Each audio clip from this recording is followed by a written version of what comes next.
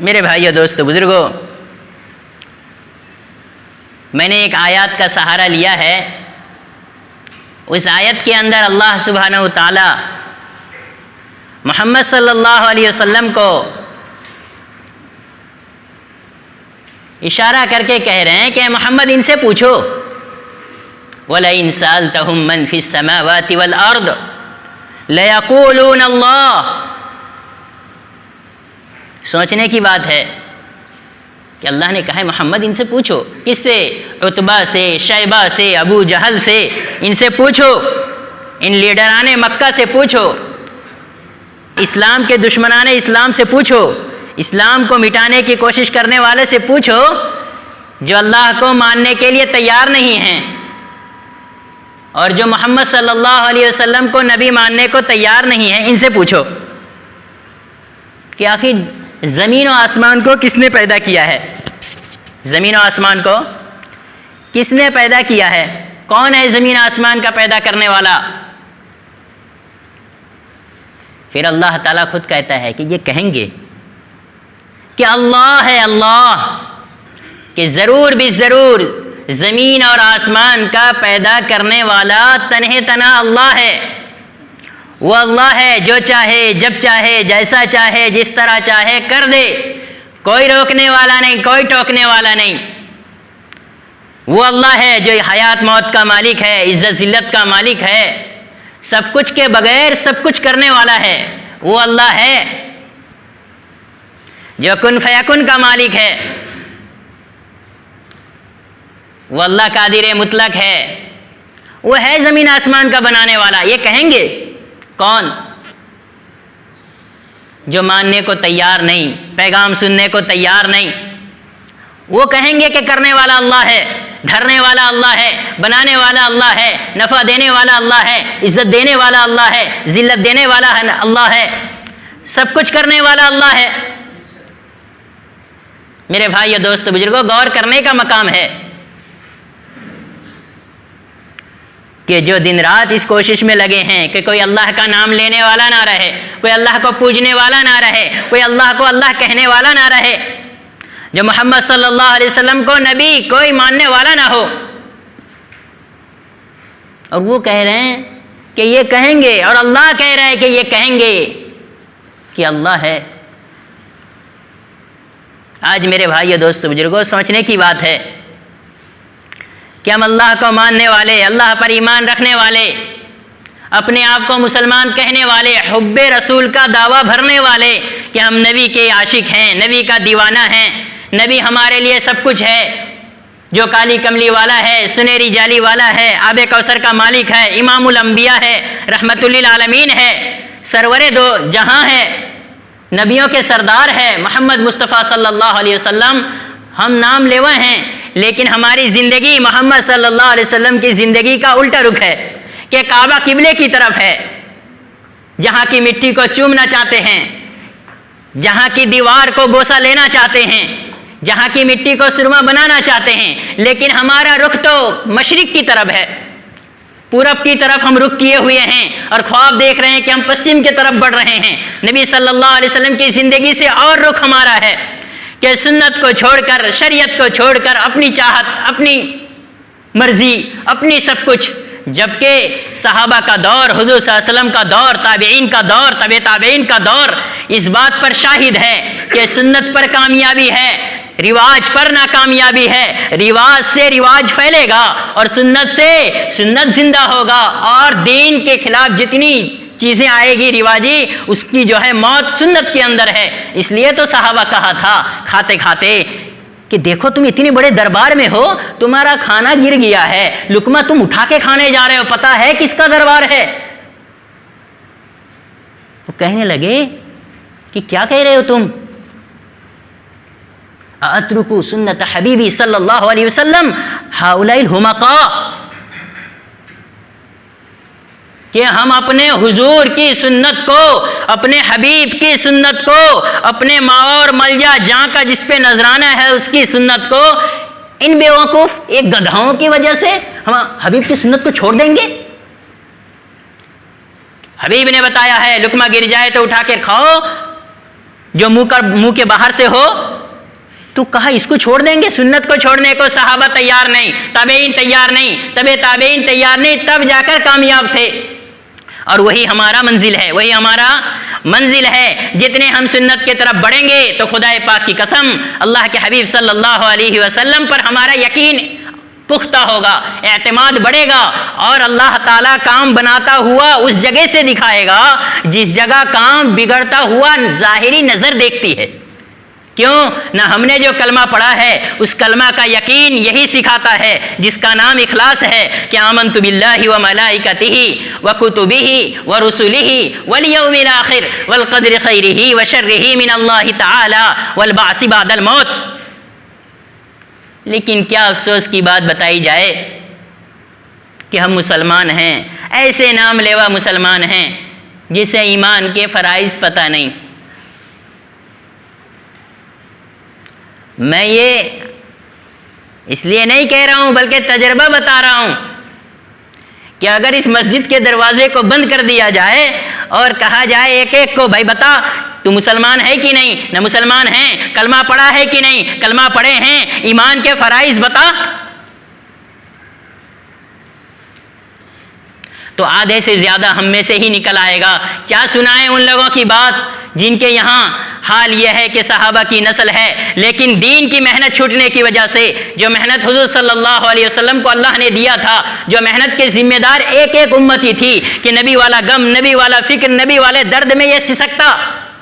امت کو جہنم کی طرف بڑھتا ہوا دیکھتا، کون سا؟ نہ جو ظاہر میں اللہ کے دشمنوں کا راستہ تھا، حضور صلی اللہ علیہ وسلم کے دشمنوں کا طریقہ تھا، ادھر جب ہم پلٹتے تو اس کا دل بلکتا، تل بلاتا اور اندر سے پریشان ہوتا کہ امتی،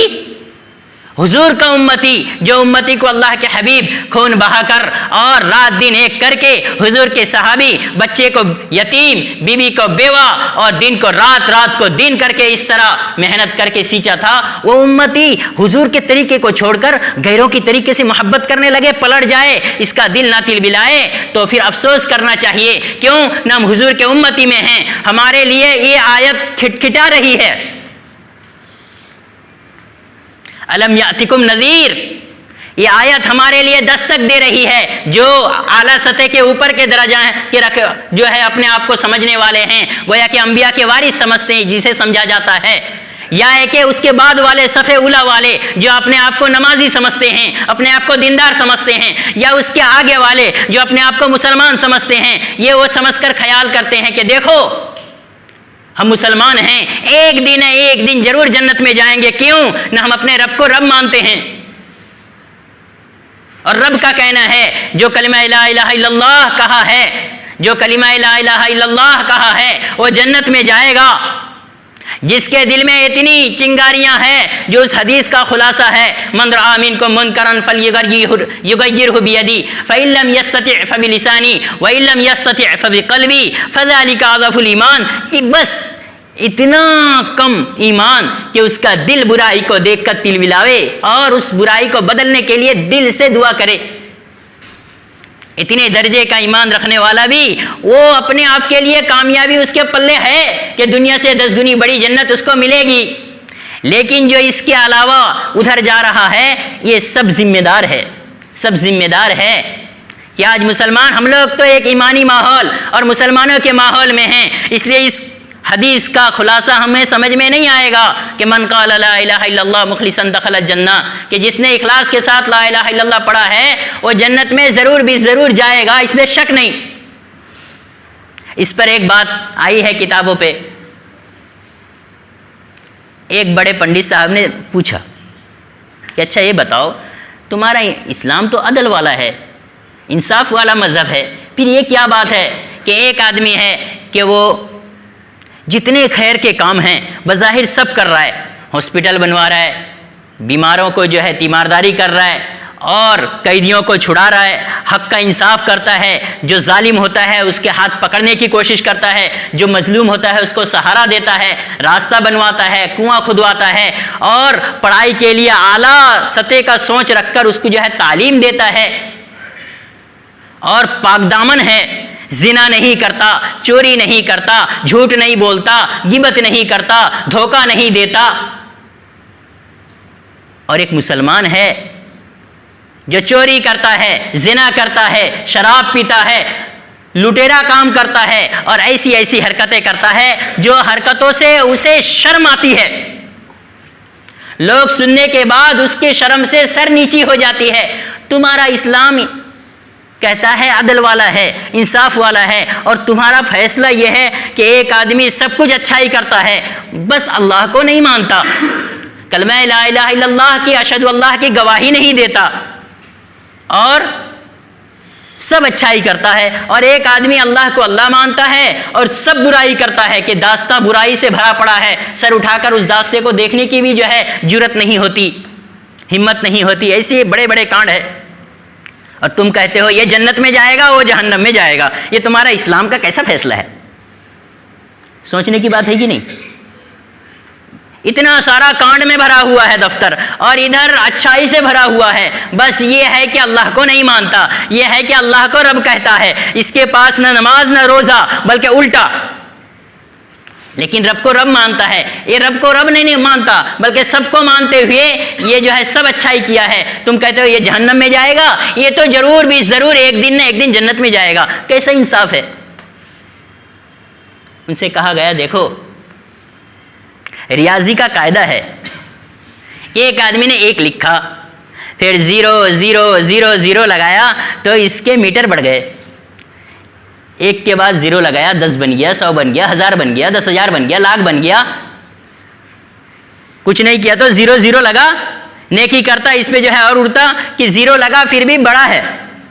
اور ایک آدمی نے ایک نہیں لکھا، وہ سب 0 یا کہ کچھ بھی لکھتا گیا. بتاؤ ایک کے بغیر اس کا کوئی کام آئے گا؟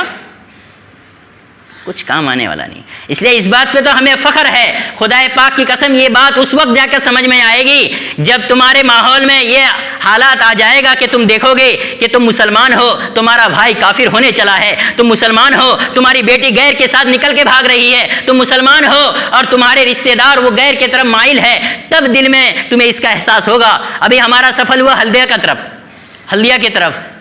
ایک جگہ جانا ہوا تو 2 بھائی بیٹھا تھا. جب ہم ملاقات کو گئے ہمارے ساتھی تو ایک بھائی اٹھ کے چلا گیا، تو کہا کہ آپ اس کو بھی بٹھا لیتے. تو کہنے لگا وہ ہندو ہو گیا ہے. تمہارا بھائی ہندو ہو گیا،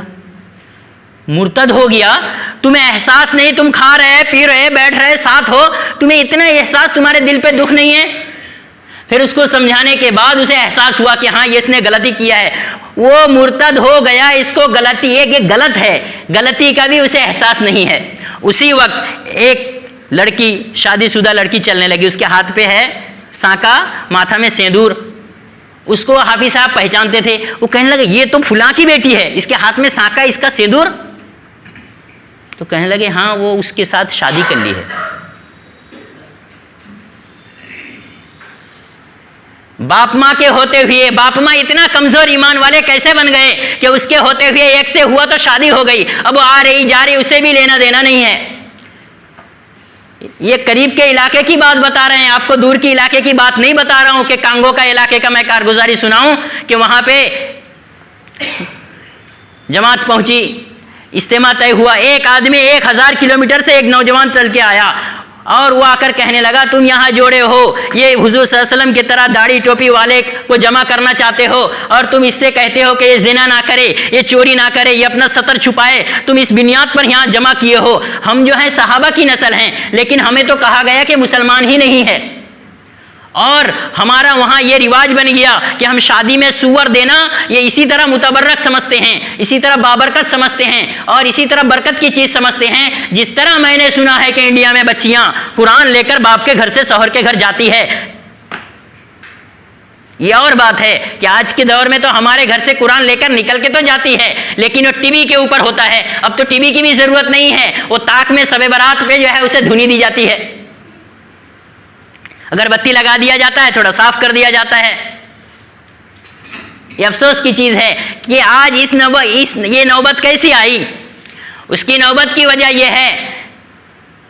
کہ ہم سے احساس ختم ہو گیا، کلمے کا قدر ختم ہو گیا. ہم اپنے کھیتی باڑی میں گورو کے دم کے پیچھے پڑ گئے. حضور صلی اللہ علیہ وسلم نے کہا تھا جب امت پیسے کے پیچھے پڑ جائے گی جب امت امر بالمعروف والنہی عن المنکر کو چھوڑ دے گی تو یہ امت سے وحی کے برکات کو ختم کر دیا جائے گا، وحی کے برکات کو روک دیا جائے گا، اور پھر کیا ہوگا؟ اس پہ ظالم بادشاہ مسلط کر دیا جائے گا اور گالی گلوچ شروع کرے گی، تو یہ امت کے جو ہے بڑوں کی قدر نہیں کی جائے گی، چھوٹوں سے شفقت نہیں کی جائے گی، اور علماء کرام کی قدر نہیں کی جائے گی۔ میرے بھائیو دوستو بزرگو، یہ دور آنے کی وجہ یہی ہے کہ ہم اپنے میں مست ہو گئے۔ حضور صلی اللہ علیہ وسلم نے ہمیں امانت دی تھی، ہم سب ذمہ دار تھے، ہمیں غور کرنا چاہیے تھا کہ اللہ جب ان سے پوچھے گا الم یاتکم نذیر، پہلے تو میں اس بات کو کہہ دوں، دوسری مثال سے سمجھو کہ ایک نے اس حکومت کو مان لیا جو آج ہمارے اوپر بظاہر حکومت زبردستی والی معلوم ہو رہی، لیکن اس حکومت کو تسلیم کر لیا۔ اب ایک آدمی اس میں بڑا جرم کرنے والا ہو تو اسے جو ہے قید خانے میں ڈال دیا جائے گا، قید خانے میں سڑے گا، لیکن جو مردم شماری ہوگی، لوگ گنونا ہوگا، تو اس وقت جیل خانے میں بھی جو انسان ہے اس کو بھی اس حکومت میں شمار کیا جائے گا۔ لیکن کسی نے حکومت کو ہی تسلیم نہیں کیا تو کہا جائے گا اس کا گردن اڑا دیا جائے۔ یہ حکومت کے قانون میں لکھا ہوا ہے کہ حکومت کو تسلیم نہیں کرے گا تو پھر کہا جائے گا اس کا اس حکومت میں رہنے کا حق نہیں ہے، یا تو گردن اڑاؤ یا تو یہاں سے اس کو بھگاؤ۔ تو مسلمانوں کا لا الہ الا اللہ پڑھنے کا اتنا قیمتی معیار ہے کہ جب حکومت کو تسلیم کر لیا اللہ کی اور رسول کی تو کیسا بھی ہو جنت جائے گا۔ اس لیے میرے بھائیو دوستو بزرگوں، درخواست یہ ہے کہ ہم مسلمان ہو کر مریں اور اسلام ایمان کے حالت میں مریں، اور مسلمان ہونے کی حالت میں، اسلام کی حالت میں زندہ رہنے کی فیصلہ کر لیں، اور اپنی نسل اس پر باقی رہے اس کے لیے کوشش فکر میں لگ جائیں، کوشش فکر میں لگ جائیں۔ اور وہ لگنے کا اور آبیاری کا وہی راستہ ہے جو محمد صلی اللہ علیہ وسلم لے کر آئے ہیں۔ آج افسوس کی چیز ہے کہ ہم مسلمان ہیں، بالغ ہیں، لیکن جو ہے کبھی یہ نہیں سوچے کہ ہمارے اوپر اسلام کتنا متوجہ ہے۔ آج اپنے آپ کو مسلمان کہہ رہے ہیں، ایمان کے فرائض ہمیں یاد ہے یا نہیں؟ ہم اللہ پر ایمان لانا، فرشتوں پر ایمان لانا، کتابوں پر ایمان لانا، اور جو ہے رسولوں پر ایمان لانا، قیامت کے دن پر ایمان لانا ہمارے اوپر جو ذمہ داری ہے، اور پھر اچھے برے تقدیر سب کچھ اللہ کی طرف سے ہے، اس پر ایمان ہمیں لانا ہے، اور ہم لائے ہیں لیکن ہمیں احساس ہی نہیں ہے۔ دوبارہ زندہ ہونے پر ایمان لانا، جب اس کا ہمیں پہلے پتہ ہوتا پھر اس پہ ایمان لاتے، اس کا مذاکرہ میں جمتے، پھر اللہ پر یقین جمتا، محمد صلی اللہ علیہ وسلم کے طریقے پہ جمتے تو کامیابی کی طرف بڑھتے۔ لیکن افسوس یہی ہے، میں شروع میں کہہ رہا تھا، دروازہ لگا کر پوچھ لیا جائے کہ بتاؤ ایمان کے فرض سنا کے جاؤ، نہیں تو نکلنے کی اجازت نہیں ہے کیونکہ مسلمان ہو۔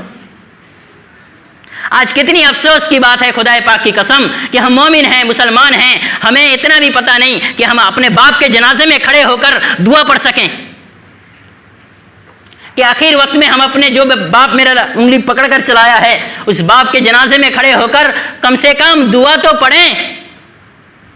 کرنے والے چیز کو چھوڑ کر نہ کرنے والے چیز میں ہم ایسے پھنس گئے کہ کبھی احساس ہی نہیں ہوا کہ کرنے کی چیز ہے۔ ہمارے گھروں میں تعلیم کا حلقہ، جس تعلیم کے حلقہ سے عمر رضی اللہ عنہ کو ہدایت ملی تھی، قرآن کی تلاوت کر رہے تھے، آج قرآن ہمارے دلوں میں کتنا ہے؟ جو کتاب ہے ہمارے طرف، یہ معصوم بچے پڑھتے ہیں جنہیں قرآن سے لینا دینا نہیں ہے، بس ہم سمجھ کر دے رہے ہیں، لیکن جو بچے کا باپ ہے، جو مکلف ہے قرآن کا، آج ہم باپ دادا کو دیکھتے ہوئے نماز پڑھنے آ جاتے ہیں، کتنے ایسے مل جائیں گے جو اللہ اللہ کہہ کے نماز پڑھ رہے ہیں۔ بتاؤ اس کی نماز کا کیا عالم ہوگا جب نماز کے فرائض کا ہی پتہ نہیں، واجبات کا ہی پتہ نہیں۔ اور یہ درجات تھے کہ جو اوپر سطح کے ہیں، کل ان سے پوچھا جائے گا کیا تمہارے پاس ڈرانے والے نہیں آئے؟ الم یاتکم نذیر، وہ کہیں گے نہیں آیا، تو ہمارا کیا بنے گا؟ اس سے نیچے چلو، ہم مسلمان ہیں، مسلمان سے پوچھا جائے گا ادنا سطح کا، کہ اس سے کہا جائے گا کہ ان لوگوں سے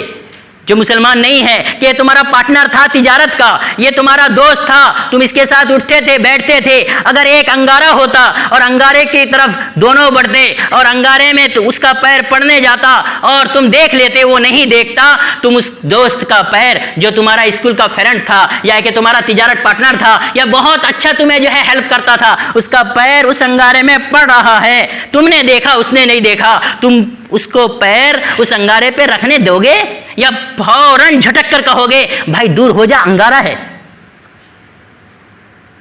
تو اس میں سے ہر شخص یہ چاہے گا کہ اس ہمارا دوست کا پیر انگارہ میں نہ گرے، کیوں؟ جل جائے گا، کانٹے میں نہ گرے، کیوں؟ نہ اسے جو ہے اس کانٹے کی تکلیف ہوگی، سانپ اسے نہ ڈسے، دنیا کی ہر چیز کا فکر ہے۔ لیکن خدا پاک کی قسم، ہم مسلمان ہیں، کبھی احساس نہیں ہوا کہ ہمارے اتنا خیال رکھنے والا ہے کہ بعض وقت اپنی زبان سے یہ کہہ بیٹھتے ہیں کہ مسلمان سے اچھا تو یہ میرا دوست ہے جو کافر ہے،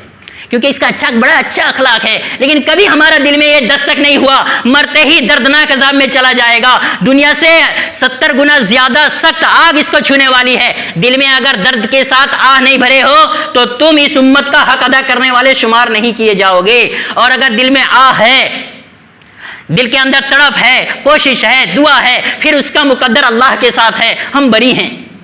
اس کے آگے کے سطح جو مسجد آ رہے ہیں اور ہم صف اولا میں رہتے ہیں، ہمیں پتہ ہے، انہیں پتہ نہیں ہے، اب ہمیں ان سے پوچھا جائے گا کہ یہ تمہیں سکھایا نہیں، تو کہیں گے نہیں، تو ہمارا کیا بنے گا؟ یہ سوچنے کی بھائیو دوستو بزرگوں ہمیں ضرورت ہے۔ حضور صلی اللہ علیہ وسلم کی تمنا تھی، حضور صلی اللہ علیہ وسلم کی تمنا تھی، دلی تمنا تھی کہ میرے ہر مومن کے دل میں سورہ یاسین ہو، سورہ یاسین ہر مومن کے دل میں ہو۔ لیکن آج ہم تھوڑا غور کر کے دیکھیں کہ کس کس کے دل میں سورہ یاسین ہے، یا قرآن کا دل ہے، ہر مومن کے دل میں ہو۔ لیکن قرآن کے سورہ یاسین تو بہت دور کی بات ہے، یہاں 4 سورت کی لالی پڑی ہوئی ہے جس کو نماز میں ضرورت ہے، لیکن کبھی احساس نہیں ہوا کہ اللہ کے کلام کم سے کم جو اس کے سامنے سر رکھ کر نماز کے اندر، وہ نماز جس نماز کا جو ہے اہمیت کو اور قدر کو بتانے کے لیے اللہ نے دنیا میں نہیں دیا، معراج پہ بلا کر دیا۔ کس کو؟ نبیوں کے سردار کو معراج پہ بلایا اور وہاں پر نماز دیا، اور اس کا کمال درجہ بتانے کے لیے جہاد کے عین موقع پر حسنین جو اللہ کے حبیب کا لگتے جگر، جو حسنین کے بارے میں آیا ہے کہ جنت کا سردار جوانوں کا سردار ہوگا، اور اس حسنین کے بارے میں بتایا گیا کہ جب چھوٹا تھا وہ جب آ جاتا اور پیٹھ پر سوار ہو جاتا، اللہ کے حبیب اللہ سے بات کرتے ہوئے نماز کو لمبی کر دیتے، سجدے کو لمبی کر دیتے نواسے کی محبت میں۔ اس نواسے کا سر کو جنگ کے میدان میں سجدہ میں 2 ٹکڑا ہونے کی وجہ سے، اور 2 ٹکڑا کر کے دکھانا اس بات پر دال ہے کہ وہ بتانا چاہتے تھے کہ سجدہ بھی کوئی چیز ہے جو امت کو اللہ نے ہمارے نانا جان کے ذریعے سے دیا ہے، جو یہ امت اس سجدہ کو چھوڑ کر کبھی بھی اپنی چین اور راحت کی زندگی نہیں گزارے گی۔ لیکن ہم دیکھیں ہم کس درجے پر ہیں۔ میرے بھائیو دوستو بزرگوں، یہ افسوس کی چیز ہے کہ جس سجدے میں اللہ سے جا کر بات کیا جاتا ہے، اس قیام میں اللہ کہہ رہا ہے تو میں جو کہا ہوں وہ کر، یعنی قرآن اس کی 4 سورت چھوٹی چھوٹی ہمارے میں سے کس کو یاد ہے؟ یہ نونہال ہے، یہ تو خوش قسمت ہیں کہ اس کے وجہ سے اللہ کا شکر ہے، رحمت برکتیں آتی ہے، قال اللہ قال رسول کرتے ہیں۔ لیکن ہمارے بستی کا ایک بچہ ایسا نہیں ملے گا جو ہے نرسری اور اسکول نہیں جاتا ہو، لیکن کتنے بچے مل جائیں گے جو مکتب نہیں آتا ہے۔ خدا پاک کی قسم مفتی ظہیر الاسلام صاحب بہت سختی سے کہہ رہے تھے کہ جو باپ اپنے بچے کو مکتب بھیجنے کو تیار نہیں، وہ قرآن کو اٹھانے کے لیے اپنے بچے کا ننھا ہاتھ میں دینے کو تیار نہیں، یہ باپ خود اس بات پر راضی ہے کہ میرا بیٹا مرتد بن جائے۔ اسی لیے درخواست ہے کہ یہ بچے بھی جو ہے اللہ مکتب سے جڑ جائیں اور ہم اللہ کے گھر سے جڑ جائیں جو فرشتے کا ماحول ہے، رحمت کی جگہ ہے، اور اپنے گھر کی مستورات کو گھر کے حلقے سے جوڑ دو، یہ فکر ہے۔ اس کی جو ہے فکر نہیں کریں گے تو میرے بھائیو دوستو بزرگوں افسوس رہ جائے گا، اور حضور صلی اللہ علیہ وسلم جو ہمیں ذمہ داری دی ہے اس ذمہ داری میں ہم کھوٹا نکلیں گے۔ اس لیے آپ تمام حضرات سے درخواست ہے کہ ہم دین کی طرف بڑھیں، اللہ کی طرف بڑھیں، حضور کی طرف بڑھیں، اور احکامات کو مضبوطی سے تھامیں۔ ہمارے طرف کون سا احکامات کب متوجہ ہو رہا ہے اس کو جو ہے ضروری ہے، اس لیے کہا کہ اصل مسجد مسجد نبوی اور مسجد حرام ہے، وہ اصل مرکز ہے۔ اس طرف بڑھنے کے لیے ہر مرکز ہر مسجد یہ بیٹیاں ہیں، اس کے طرف بڑھنا ہے۔ اور صحابہ کے زمانے میں جو عمل مسجد میں جاری تھا، مسئلہ مسائل کا حلقہ، قرآن کا حلقہ، ایمان کا حلقہ، فضائل کا حلقہ، یہ ضروری ہے۔ اس کے لیے سب ہمیں تیار ہونا ہے۔ جب ہم بڑھ کر آئیں گے اللہ راہیں کھولیں گے، پھر اس میں جب مجاہدہ کریں گے تو پھر میرے بھائیو دوستو بزرگوں یہ اعلان ہے والذین جاہدوا فینا لنہدینہم سبلنا، اللہ راہیں کھولیں گے۔ اس راہ کو کھولنے کی طرف ہمیں بڑھنا ہے، بڑھیں گے انشاءاللہ۔ اس لیے دین کی طرف بڑھنا ہے، اپنے بچے کو مکتب سے جوڑو، اپنے آپ کو مسجد سے جوڑو اور دین کی طرف بڑھنا ہے۔ اور حضور صلی اللہ علیہ وسلم جو ہمارے لیے صاف ستھرا راستہ دیا ہے اس پہ جب ہم بڑھنے کی کوشش کریں گے اور سنت کی طرف بڑھیں گے تو حضور والا رعب وہ پھر مسلمانوں کے ساتھ ہوگا، پھر اس کے ذریعے غلبہ حاصل ہوگا،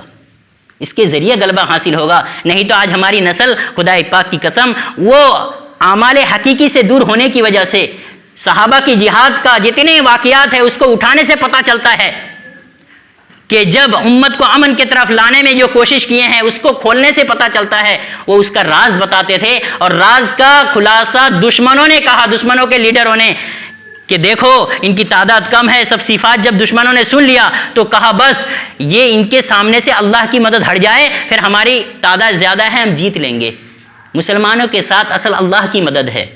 اس اللہ کی مدد کو حاصل کرنے کے لیے اپنے دل کو بنانا ہے اور دل کو قرآن سے، ذکر سے، تلاوت سے اور اچھائی سے اور مسجد کے ماحول سے۔ کیوں نہ مسجد کا ماحول فرشتے کا ماحول ہے، اس سے فرشتے کی صفت جو ہمارے اندر آئے گی، اطاعت پیدا ہوگا اور اطاعت کے ذریعے اللہ رسول کا جب اطاعت آئے گا، حکم کو ماننے کا ہمارے اندر صفت پیدا ہوگا، دل کے اندر اس چیز کو لینے کی صلاحیت پیدا ہوگی تو اللہ ہمیں کامیاب کرے گا۔ اسی کامیاب کی طرف بڑھنے کے لیے میرے بھائیو دوستو بزرگو یقین کی محنت ہے، اس یقین کی محنت کو سب کریں گے انشاءاللہ۔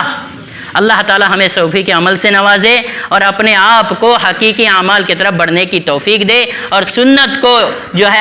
سنت پہ ہمیں جمنے کی توفیق دے، ہمیں جو ہے اللہ تعالی ہر اعتبار سے کامیاب عطا فرمائے۔